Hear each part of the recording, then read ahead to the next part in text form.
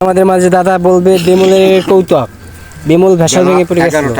Radio Bangladesh Dhaka, স্থানীয় সংবাদকর্মী বলরাম ব্যানার্জি।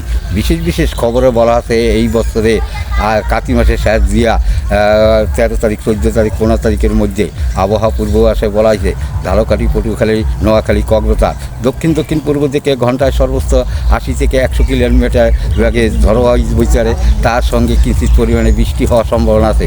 এই সমস্ত ছোটো ছোটো নৌজওয়ানকে 1 নম্বর সতর্ক সংকেত ডাকাতি বলা হয়েছে। খবর শেষ করার আগে বিশেষ অংশগুলি আমি আর একবেলা বলছি। বলগেরাম যারা জাল বাওয়ার অভ্যাস আছে তারা ছয়ার জাল বানানোর দিনে বলরাম ঘোষণা আহ্বান জানিয়েছে। খালে মাছ হওয়ার পরিপ্রেক্ষিতে বেমলশীল ভেসাল হওয়ার দিতে জাগাইতে না পাইলে বাঘ ভেঙে ফেরা অক্ষম অথবা হাট ফেলে গেছে।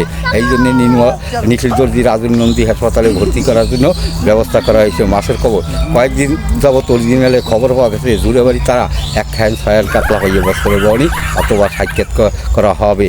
তিনি বলেন ঢাকা, চট্টগ্রাম, রাজশাহী, দিনাজপুর, রংপুর কোথায় কোথায় যে আকাশের অবস্থা পরিবর্তন অথবা সুস্থ থাকবে।